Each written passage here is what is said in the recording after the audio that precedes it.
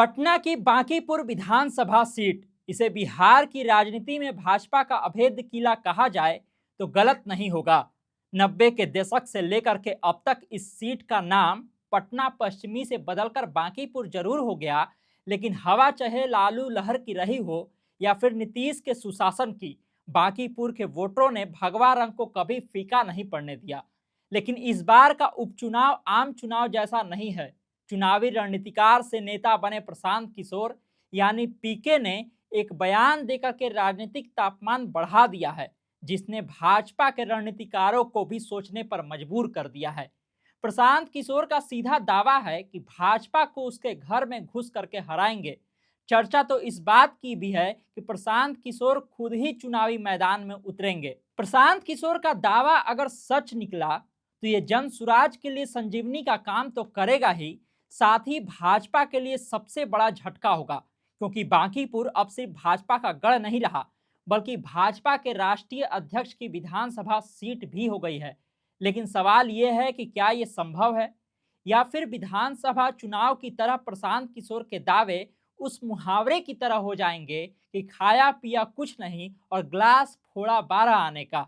इसी बात को आज विस्तार से समझेंगे, लेकिन उससे पहले नमस्कार, मेरा नाम अनिकेत पाठक है और आप खबर पॉइंट देख रहे हैं। कल बताई जा रही है इसको लेकर बांकीपुर के चुनाव मैदान में भाजपा को सीधी चुनौती अगर कोई देगा तो जन सुराज ही देगा।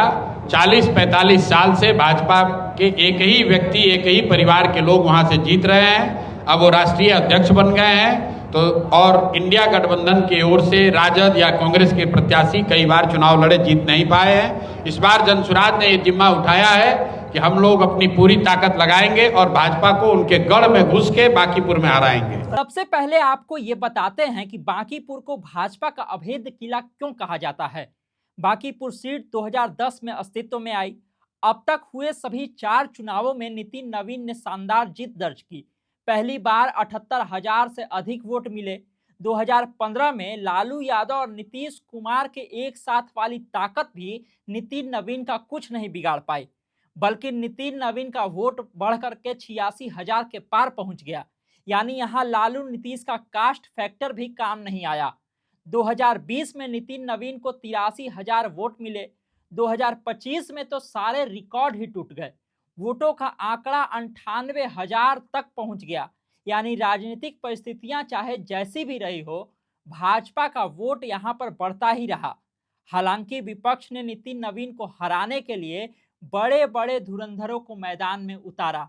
लालू यादव के निजी सचिव विनोद श्रीवास्तव से लेकर के फिल्म अभिनेता शत्रुघ्न सिन्हा के बेटे लव सिन्हा तक यहां पर नितिन नवीन से मात खा गए। अब चर्चा इस बात की हो रही है कि जब प्रशांत किशोर खुद ही चुनावी मैदान में उतरेंगे तभी लड़ाई मजबूत हो पाएगी, क्योंकि 2025 के बिहार विधानसभा चुनाव में जनसुराज की उम्मीदवार वंदना कुमारी का भी बांकीपुर में बहुत बुरा प्रदर्शन था। वंदना कुमारी को केवल 7,717 वोट मिले थे।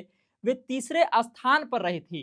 कायस्थ बहुल इस सीट पर भूमिहार ब्राह्मण समाज से आने वाली वंदना को टिकट देकर के गैर कायस्थ वोट को पाने के लिए प्रशांत किशोर ने जो रणनीति अपनाई थी वो कामयाब नहीं हो पाई, जबकि कायस्थ के बाद इस सीट पर भूमिहार ब्राह्मण और ब्राह्मण वोट भी असरदार माने जाते हैं। हालांकि वंदना को कम वोट मिलने के पीछे एक कारण ये भी माना जाता है कि उनकी सारी तैयारी कुम्हरार सीट को लेकर के हो रही थी, लेकिन आखिरी समय में उन्हें बांकीपुर से टिकट दे दिया गया। यदि प्रशांत किशोर को बांकीपुर विधानसभा में कुछ कमाल करना है तो उन्हें भाजपा के सबसे मजबूत गढ़ के सबसे मजबूत रक्षक कायस्थ वोट बैंक को साधने के लिए किसी विशेष रणनीति पर काम करना पड़ेगा।